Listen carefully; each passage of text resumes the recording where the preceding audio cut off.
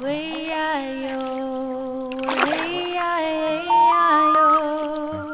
way-I-yo, way-I-yo, way-I-yo, hey-ho, There's a story I learned from a Native woman at a gathering in Snoqualmie Falls 2 or 3 years ago, and as soon as I heard it, I realized this story had this powerful potential to help us understand and talk about things. And it's a story, she said, comes from the Great Lakes area, and she said a long time ago there was a little boy, and his parents died, making him an orphan. So right away, I think we got the hero's journey going on here. Okay, journey of transformation, right away a clue. But no one takes care of the boy. They call him orphan boy. No one wants to take care of him. So he's sent to live with his uncle. And his uncle, it turns out, in another village far away, his uncle, it turns out, is a hunter and an angry and a cruel and a hard-hearted man. And he's very cruel to this boy. He beats him if he does something wrong or is late or makes a mistake. He starves him. He won't feed him regular meals. He'll only give him scraps. When there's any scraps left over, the boy gets to eat scraps. So he starves the boy, and he's constantly belittling him. You're stupid, you're ugly, nobody wants you, why do I have to take? He's constantly saying these kind of things, and the boy wonders, why does my uncle treat me this way? Why is he so cruel to me?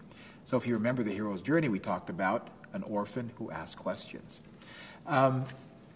Well, at this point in the story, a lot of kids that were kind of rowdy in the beginning of the story are very quiet. What's going to happen to this kid? Because at some point, all children, I believe, feel some kind of abuse going on. And I'll mention this at the end of this story. So kids quiet down. What's going to happen to this kid? Just like a good movie draws them in, a good story draws them in more powerfully, I believe. So the boy's sent to live with his uncle. His uncle's cruel. The boy is being mistreated. He's being abused. He's being just terribly treated by his uncle. And so he decides he doesn't want to live with his uncle anymore. He decides he will go and live in the woods by himself. But this boy decides, because this boy knows, even as a little boy, that he'll probably die trying to live in the woods by himself because he's just a little kid. People can't live alone by themselves. He needs other people, but he doesn't care. He says to himself, how much worse is death than living like this? Back to the story. The story goes on, the boy goes out into the woods, living by himself, and every day he's getting weaker and more hungry. Every day he's getting more closer to death. The animals have been watching him, and the animals gather around him one day and say, why are you living alone? Why aren't you living with your people? And the boy explains how his uncle was cruel and beat him and belittled him, and he didn't want to live that way anymore. He decided he would live in the woods alone. And the animals were shocked this had happened. They had never heard of anything like this before. Again, a stop point in that story for me because I reflected on a book I'd read called The Unturned Key, which is about abused children, famous abused children. Stalin was abused as a child horrifically. Adolf Hitler was brutally abused by his father. And they said so, but every abused child doesn't grow up to be Stalin or Hitler. So what's the difference? Most children receive a message from an auntie, from a parent, from a neighbor. This is wrong. The way he treats you, this is terrible. This should never happen. This is wrong. And so somewhere there's a social message that's sent to a child that this abuse is wrong. This should never happen. But in Hitler and Stalin's case, from best they can figure, no one intervened. This is just the way the world is, kid. You're just going to be beaten every day with a stick. You're going to be beaten almost to death, once a week by your dad.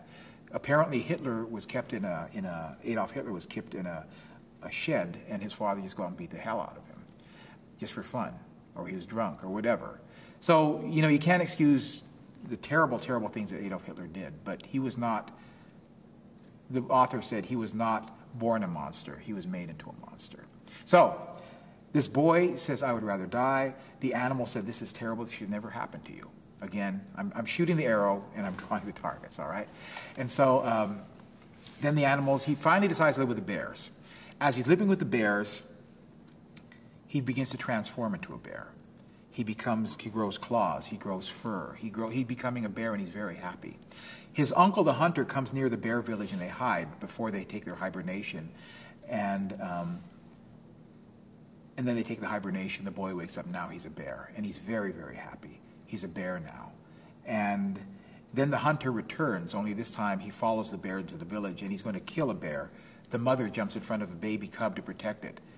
He aims at the heart of the mother. The father jumps in front of the two to protect them. The hunter aims at the heart of the father bear. Then a fourth bear appears and says in a human language, "Please don't hurt these bears. They're my family. Let them live. They're good beings. Let them live. They're my family." And the hunter looks at the face of this bear, and he can just barely see a glimmer of a human face he remembered. And he said, "Are you my nephew?" And he said, "Yes, I am." And the hunter says, "Oh, my nephew, I've been looking for you every day since you disappeared. I didn't know why you left me. I've been looking for you to tell you I'm sorry. When you left me, I went to the elders, and they explained how I should never have hurt you, never have beat you, never have belittled you. I should never have done these things, and I'm sorry. And I've been looking for you every day to beg you to come back and live with me, and I will take good care of you now." And the boy doesn't trust his uncle, but the bears say, "We know what is in the heart of people. It is good you should go back with your uncle. It is good that you should go back with your people." And so the boy determines to go back with his uncle. As they're walking down the trail back to his uncle's village, the boy, his hands return. The fur leaves his body. His ears return to the side of his head. His snout recedes. His human face returns.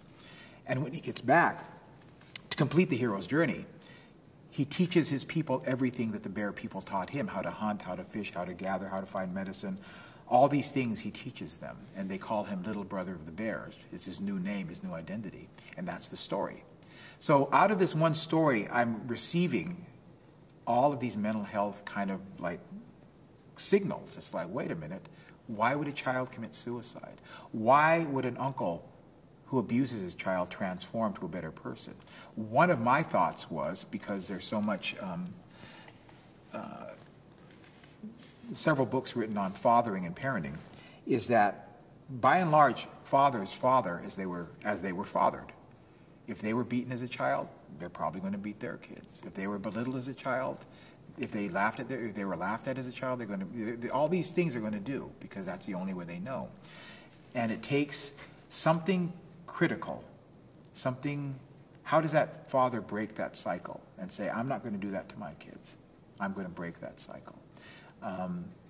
If it's the only way you know, it's going to be hard, but you have to take steps to do that. So anyway, the story's saying that the uncle went through that process. And my thought was maybe he was abused in the very same way as a child, and this is all he knew. And so something happened, something dramatic happened, the boy leaving him, and he said, "I have to find an answer." He went through his own little hero's journey of transformation, went to the elders, "Why did this happen? And what can I do to change it? And every day I've been looking for you to apologize and please beg you to let me be a good uncle to you now." So that story again, we can look at these issues in isolation and give it a name and put it in a box and say, "Let's fix it," and let's do medicine and let's do treatment. Or you can find a story and say, how can this help us with the various conditions that exist in our communities and our culture in the world today for our young people?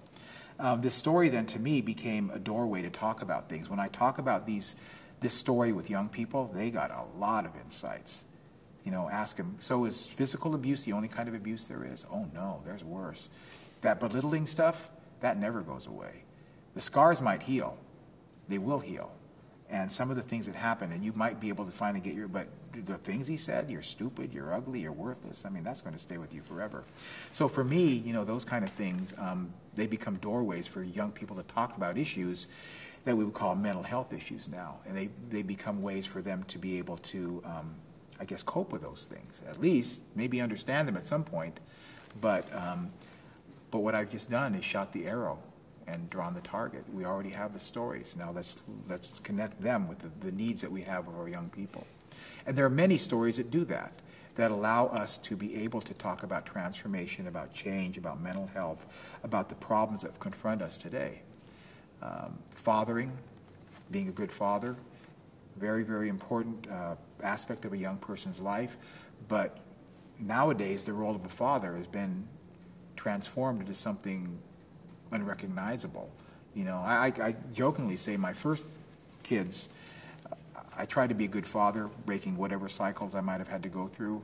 But still I was this, wait till your father gets home kind of father. I'm gone 40 hours a week, working, and I bring home the check, and I come home and I got to be okay, I got to beat him now, or what am I supposed to do with him now? Because, wait till your father gets home. I'm not there. when I'm needed. And so, but we can work through that as long as we have a good sense of what it means to be a father. And like I said before, so many of us father the way we were fathered. I was taught that metaphor means that you take something lesser and it represents something greater. And so a boy who becomes a bear is about a boy who became a bear, right? But it represents why our children might turn away from what we expect and hope and dream for them. And so it's like, most of us know a little kid who was full of dreams and happiness and it was always just a joy to be around, and then something happened and now they're this angry, just pissed off kid running with gangs, you know, they're gang banging now and they're you know, doing all these. How did this happen? How did that happen? And of course, our first instinct is to blame the kid. Well, you know, something's wrong with the kid. The kid shoulda, instead of looking at ourselves and saying, we did not help this young person develop as a person. We did not help this person become who they wanted to become. We did not, you know, we have this responsibility. And so in mental health, I think one of the native concepts that needs to be always in front is that it's not the person who is exhibiting this behavior. It's all of us and our responsibility in that behavior arising and the solution of that problem as well. So anyway, community healing, how does that happen? And this man said the Klallam people knew implicitly within the culture how to help someone heal in return. So instead of isolating people, we should be with them. And so again, that's an old teaching. It comes through the stories, it comes through just the teachings of our people.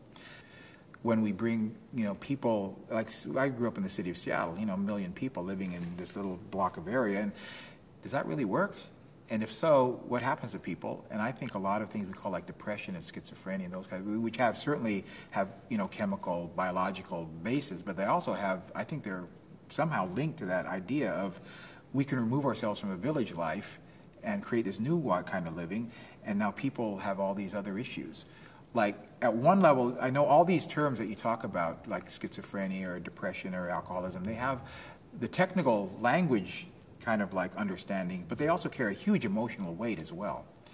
And there's a story that people here tell called Lifting Up the Sky, where they say at one time, the Snoqualmie people, other tribes across the water tell this story about how the sky was really low and heavy upon the people. It wasn't up there, it was way down here. And the people walked around bent over all the time. And their backs were hurting, and they couldn't see where they were going because they were always bent over, and they kept bumping their heads in the sky. And they finally determined they had to push the sky up. It's a longer story, but they said, we have to push the sky up. But one person can't do it themselves. We all have to work together to push the sky up. And so the people are all called together. They decide on a common word, Yahout. Yahout means work together. All the people push up the sky to where it is today. They use their hands first, and they use poles. They push it up until it is where it is today. And again, the metaphor becomes very crucial to me in interpreting the wisdom of this story, which is, so what could that dark and heavy sky represent? Like a ominous dark clouds on the horizon, you know, a storm is coming. What's a storm represent? A terrible time in your chaotic time in your life, that kind of thing. Well, what could this dark and heavy sky that's so low that you have to walk bent over, what could that represent?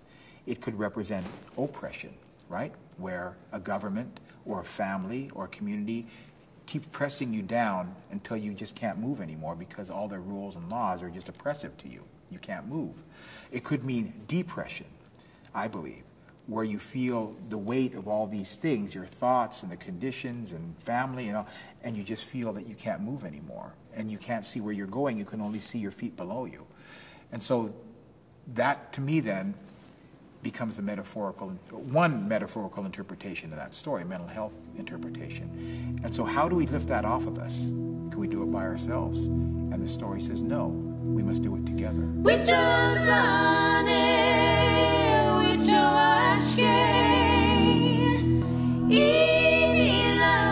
with health from generation to generation, preserving the culture, quietness, peacekeeping, spiritual balance, the red road of happiness, helping one another with power from Creator. Respect and honor all peoples and all creation.